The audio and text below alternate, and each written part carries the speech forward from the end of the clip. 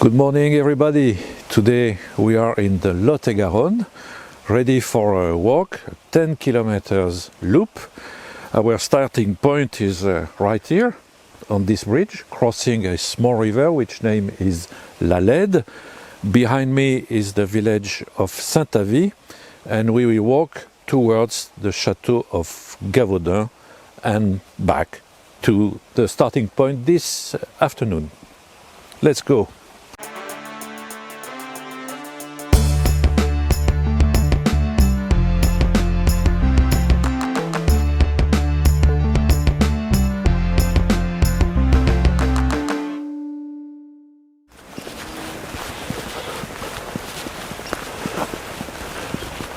Look at that. Wow.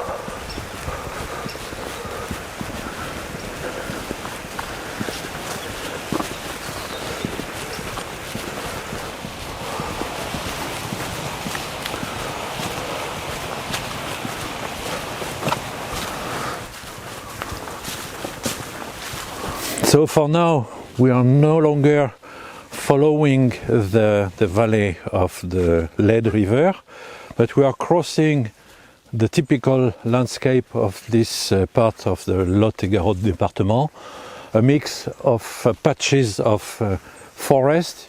You find all kinds of trees like sweet chestnut trees, hornbeams, oak trees, and this kind of field and meadows. And we are walking on a small track.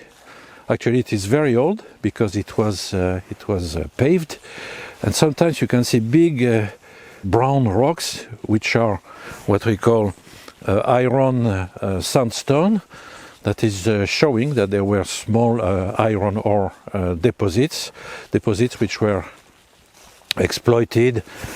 We shall see that when we pass in front of the mills in the valley.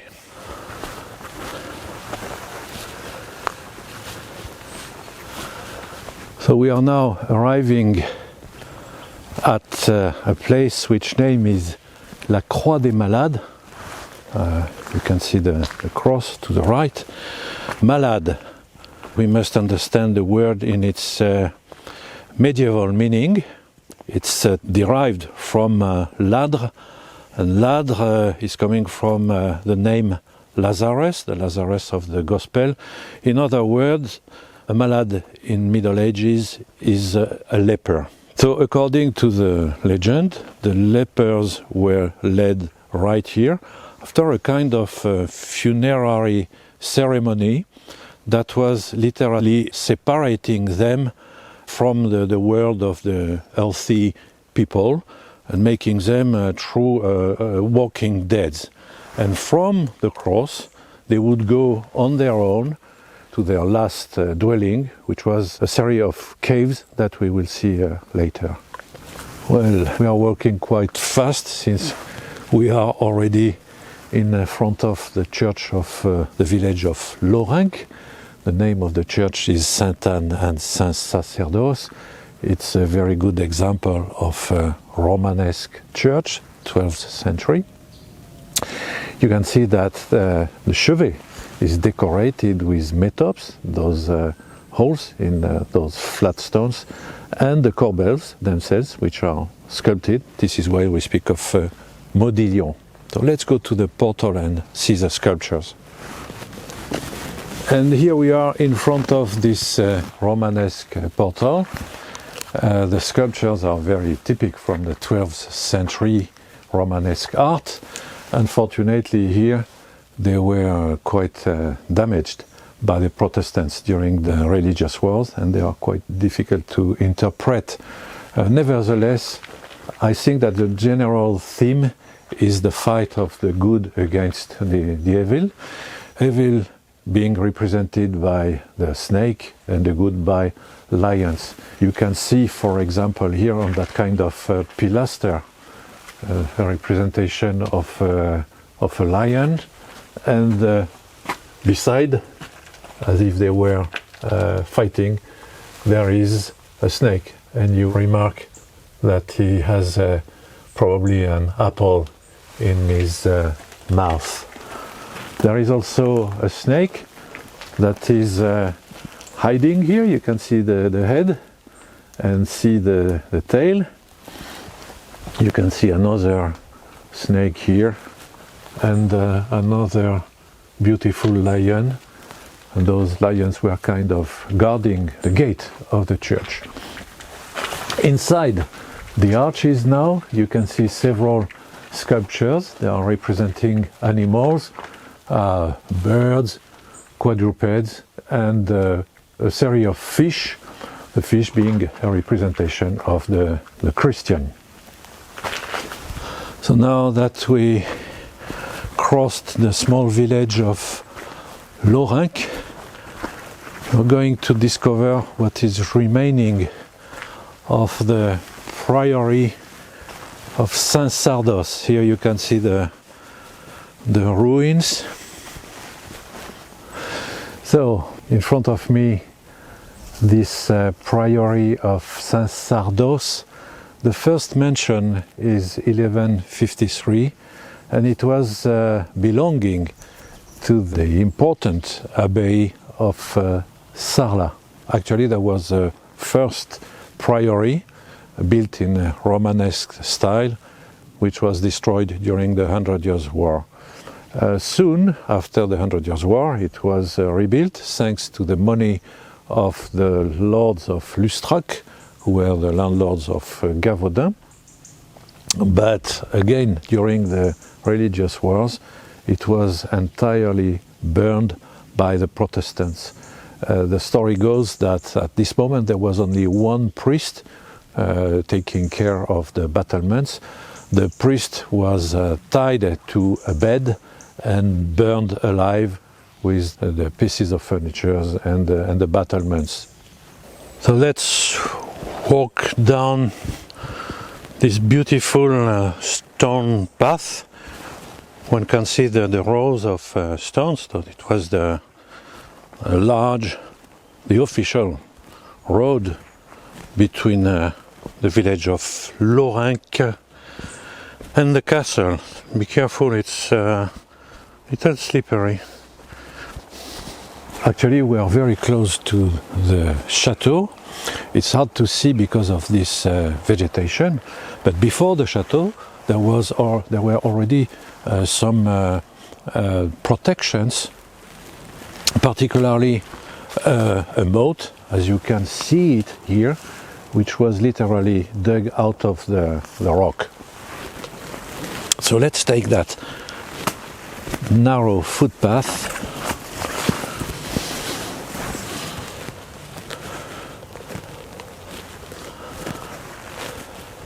And here is this beautiful chateau of Gavaudun.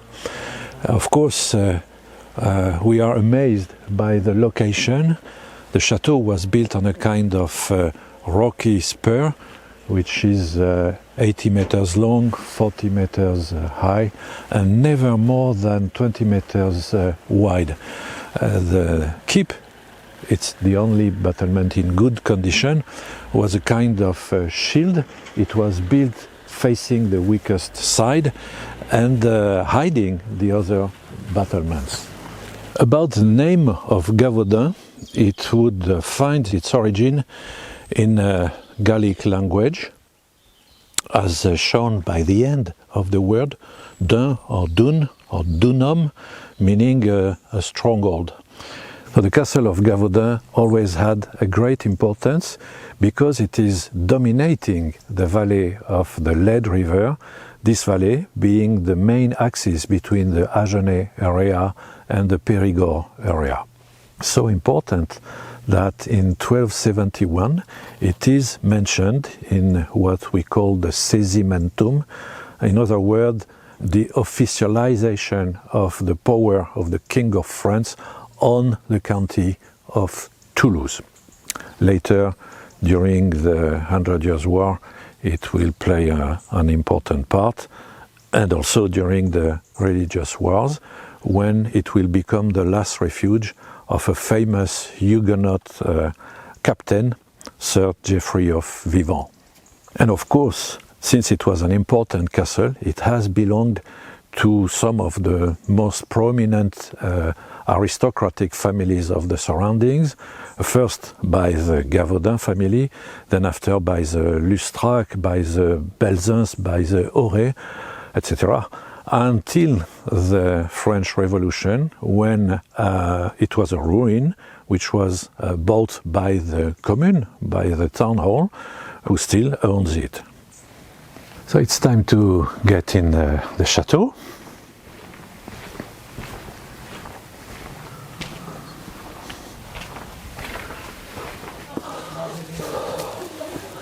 So the most incredible is this entrance. It is the only access to the platform of the chateau.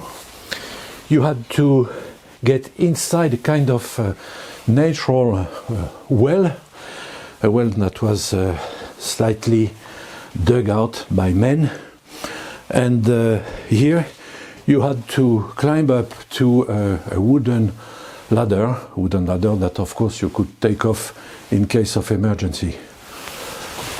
Incredible. Even with the steps it's a little difficult. Wow. Not that easy. And then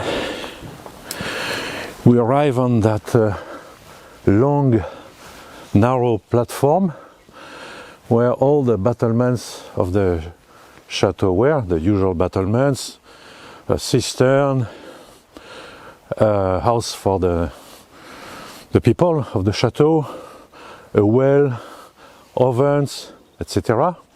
All these buildings are now, well, ruined, and certainly to reach the keep, which is in front of me now, you had either to cross, to pass from one battlement to another, or to follow the rampart walk that you can see to the right. So very little is left from outside the keep on this platform, but when you see the height of the ruins, you can see that there were quite important buildings and battlements. Here, for example, you can also see the remains of a very large fireplace. You can see it from here to here. And if you come closer to the curtain wall, you discover the village, a village which was walled too, and later when we get out of the fortress we will cross the village and its fortified gate. Okay, we are now in the part of the chateau which was meant for the Lord of Gavaudun, what we call logis in French, his residence. And in order to reach the tower, inside the tower, you had to walk up a kind of a staircase in order to reach the entrance to the first story. The ground level was kind of isolated. There was no way to climb from the ground level to the first story for defensive purposes. So actually there are 6 levels on top of the tower, and those levels are divided in 2 categories: stories that were only meant for defense, with plenty of arrow slits, for example, and other levels which are a combo of defense and comfort. In the main of these stories you will find a fireplace and a latrine. It was the story meant to the Lord in case of emergency. Something interesting to see is that the shape of the keep is changing. I mean that when we were outside we thought that this keep was perfectly round, and here we discover that it is flat, it is even angular. It is probably due to the fact that this tower, which was built at the end of the 13th century, was actually built on a former square keep. So this is the ground level. When I speak of defense, you can see those beautiful arrow slits, vertical, simple. We shall see more complex soon. And in the middle of the room, this thick wall, it was kind of reinforcing the walls. And here it's the same. You can find more of those simple vertical arrow slits. Here there is a wider opening, but of course it is facing the least dangerous side of the chateau. So let's go upstairs. Okay, I'm now getting inside the keep by the only entrance, that narrow gate, followed by this very narrow staircase, allowing to reach a more comfortable story. But before, I'm going to turn to the left in order to see a very special level that was meant for pure defense. And here is this defense level.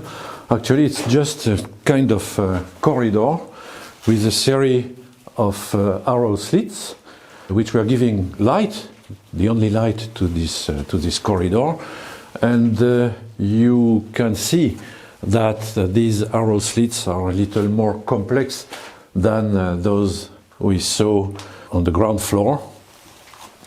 This is what we call cross arrow slits that were increasing the angle of shooting for the crossbows or bows. Now if you watch at the vault, you can see that it is made of a different stone. This is the usual limestone. This is tuff, this very light stone, which was diminishing the weight of the vault on the walls. This level is more spacious. Of course, it was meant to the Lord of Gavaudun. You can see that there are some more elements of comfort. First, wider openings. They were high enough to be out of reach. There was also a latrine that was here, and a fireplace, which according to the documents was in this angle. So we're going to now take a much narrower staircase, a spiral staircase, that will allow us to reach the platform of the keep. Very narrow, for me at least. We are now on the 5th floor. As usual, it was the guard room in a keep. Of course, it was not open as it is now. There was a ceiling, and above a wooden carpet with the usual roof.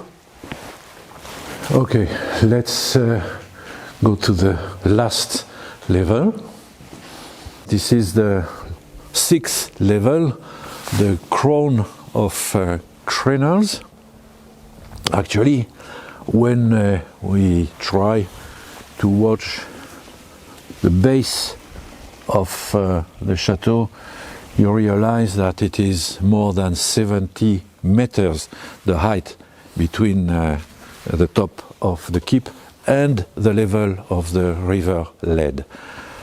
If we watch by this crenel, we discover the narrow valley of la Léde.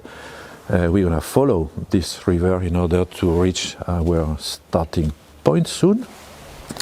We can also understand that the defenders made a choice between defense, security, and convenience. Clearly, this chateau was almost impregnable thanks to the difficult access of the entrance, and this keep, which was probably the top in matters of military architecture. We can also wonder what was happening with the usual people. Were they always climbing that ladder to get inside the chateau?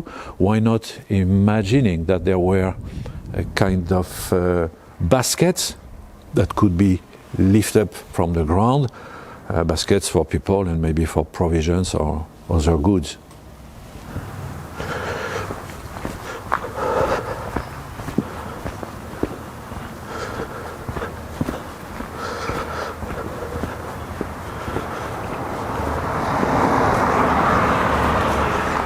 So now that we toured the chateau, let's go back to our starting point.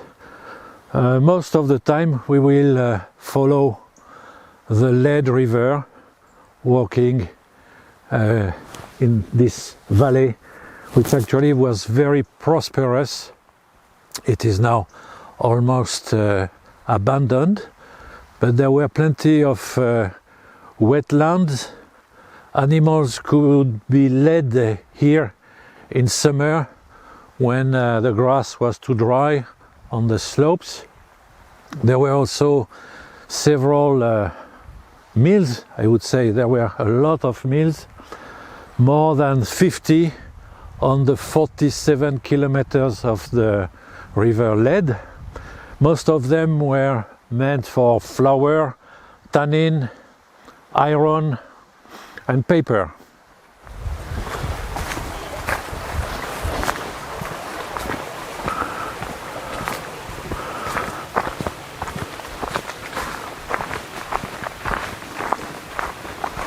We did not speak yet of all the trees we find in this kind of narrow valley. Poplars, hazelnuts, and above all, this kind of tree, this kind of willow. We call them aulnes in French, or vergne in Occitan. It's a tree that loves to grow close to the rivers. The problem is that it does not live very long, and after it is still used by woodpeckers as a food reserve, as you can see.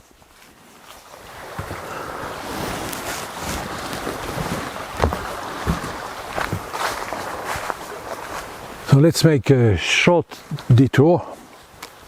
We're gonna climb this slope in order to find what they call les grottes des lépreux, the lepers' cave, where according to the legend those poor guys came to finish their life.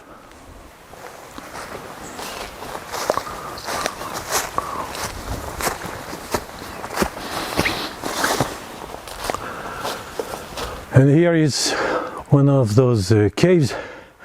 Actually, they look more like rock shelters. They are not very deep, maybe 10 or 15 meters.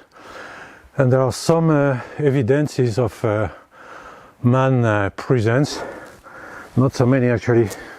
But here, if you look at that section of the rock, you can see that it was much carefully carved.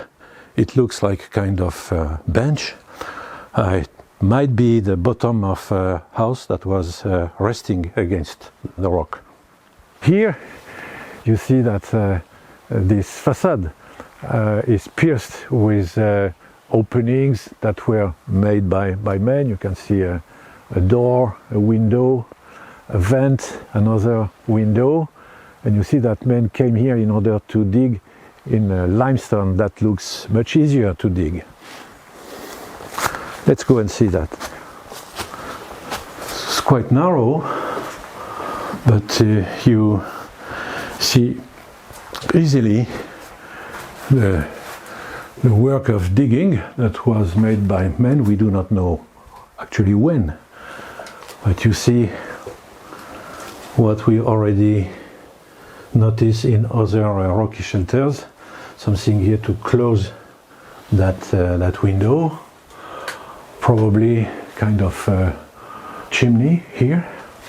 Anyway, lepers or no lepers, this place is quite special. There is a special atmosphere, And we cannot leave this place without mentioning a young poetess. Her name was Sabine Sicot.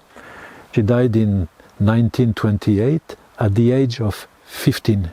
And she wrote here a very beautiful poem called Les Grottes des Lépreux. And I think that if you find a translation, buy it, because it's really interesting. And she shares with another French poet the genius and the precocious age when they wrote those poems, and the same kind of death, because both of them died of kind of blood poisoning due to a trauma received in the leg. That's quite strange. So I spoke of meals. Actually, we already passed several of those meals, but they are completely ruined and lost in the vegetation. Actually, there is another one here, which is still, I mean, the battlement is in good condition. The name is Ratillo or Les Forges, so you understand what was the purpose of this particular mill. I told you that there were plenty of small iron ore deposits around, which were here transformed into iron. Actually, here we are on this kind of damp earth, which is full of remains of these the foundries.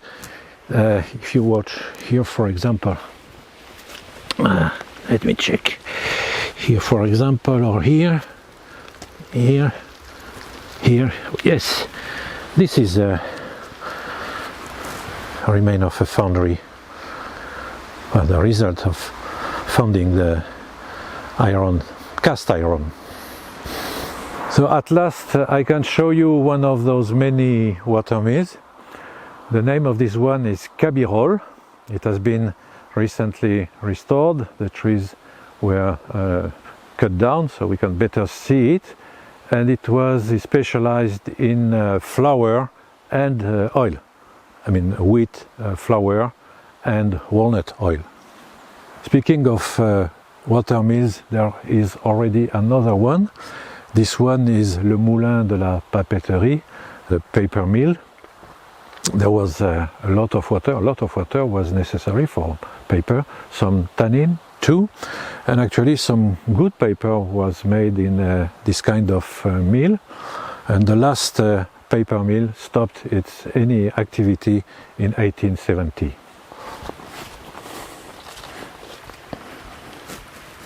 Here we have a close view of this tombstone. We can read only the last lines. Elle a vécu avec son souvenir vivant. Elle a voulu dormir là en paix, seule. If we want to understand what happened here, we have to come back to 1944, May 1944. It happened that there was a German SS division, the name was Das Reich, which was billeted, which was resting near the towns of Montauban and Valence d'Agen. In May, they decided to launch a raid against the local resistance close to the village of Lacapelle-Biron. It's a very close village. And in the village, the units of this division captured 47 men. Those men, age was between 18 and 60, were convoyed by the road which is down this valley, by the road between Lacapelle-Biron and a place close to the village of Gavaudun, where those prisoners were mixed with other prisoners from other villages. A total of 118 men was soon sent to the death camps, and 52 of these men will never come back from those concentration lagers. Among the men who disappeared, one, a so-called Jack, had a wife who tried to see her husband last time, running here, because from this rocky spur she hoped to see the convoy passing on the road. The road could be seen. There were no trees here. We don't know if she could see him, but it was the last time anyway. And after the war, her last will was to be buried right here, where we can say that her life stopped on this 21st of May 1944. So our hike is almost finished. We just have to cross the beautiful village of Saint-Avit. We are now in the village of Saint-Avit. It's a picture-perfect village. It's perfect scenery for a movie.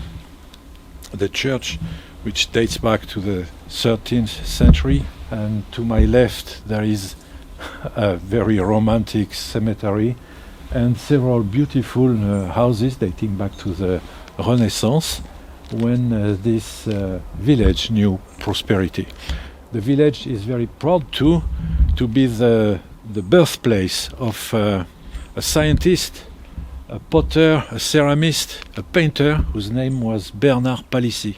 In every book of my childhood, in every history book at school, there was a representation of this Bernard Palissy throwing into the flames of his furnace the pieces of furniture, even the wooden flower, in order to know the secret of firing ceramic. And every year in the village there are some festivals around pottery. Now we can get in the church, which has a very good atmosphere.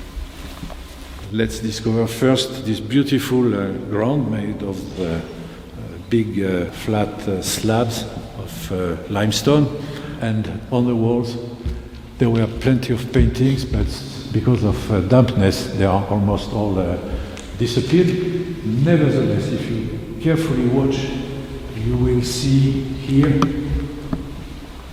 a big mouth with huge teeth, which is a representation of hell, actually. Okay, let's go.